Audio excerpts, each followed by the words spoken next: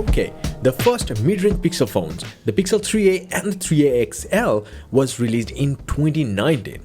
Now this is a phone series that is always the watered-down variant of the flagship Pixels. Now things have changed with the launch of the Tensor chip. And we know that the Pixel 6a is actually a very much better watered-down variant of the Pixel's flagship Pixels, in a way that it doesn't compromise on the performance side. So what can you expect with the Pixel 7a? Now Google eventually got rid of the XL branding, we know that. A developer actually leaked some of the cool things you need to know. Now he also revealed one disappointing thing, is that the Pixel 7 Ultra is actually the Pixel 7a. Let me tell you. So he notes that after doing some deep diving around those camera drivers, he found out that the camera setup for the Lynx, which is the Pixel 7 Ultra in the past used to get known as, called the Pixel 22 mid-range compared to Pixel 22 Premium for the Pixel 7 Pro. Now here's another clue for you. The 50 megapixel Samsung GN1 sensor originally found by the developer on the camera setup of the device codenamed Lynx, what we were calling it as Pixel 7 Ultra, has been removed. Now the developer thinks that the 50 megapixel sensor was used to check out the two new sensors being used on the midranger during the testing. So yeah, we were kind of fooled. But one good thing is that the Pixel 7a will not come with that many compromises that the Pixel 6a came with.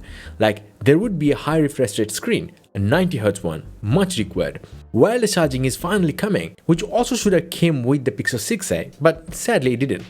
Now it will also come with a brand new dual camera setup. So the two image sensors now listed for the Lynx are IMX787 and IMX712. The developer also notes that there is no teleporter lens listed. So if you're thinking what is the big upgrade there, well, the IMX787 is a huge upgrade over the old IMX363. That alone will make the Pixel 7 a much better choice for the mid-range world. I mean, really.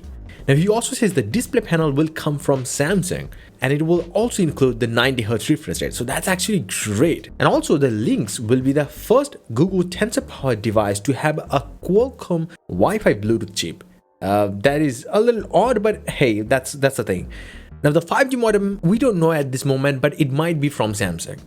But I've seen a lot of people commenting that the Pixel Tensor G2 chip isn't that good, the Tensor chipset are like kind of trash or something like that. But here's the thing, the benchmark test may tell some kind of story, but it is still not the complete story, which is exactly something people should realize, that Google is not focusing on the benchmarking numbers, but rather a better experience overall using AI capabilities of the Tensor G2 chip.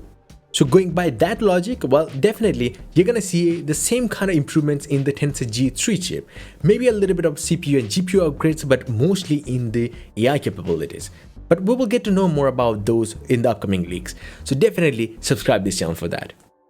And not just that, I have one another thing. If you own a Pixel watch or a Galaxy watch or any Wear OS watch or even Tizen watches, definitely check out my website for a lot of watch faces. All of them are free at this moment and they look amazing. Definitely check out my website.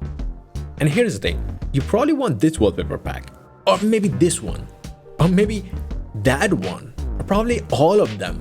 I think you have a great choice. All of them are 8K wallpapers and they will look amazing on your devices. So definitely check out my website for them. Until the next one, bye and take care.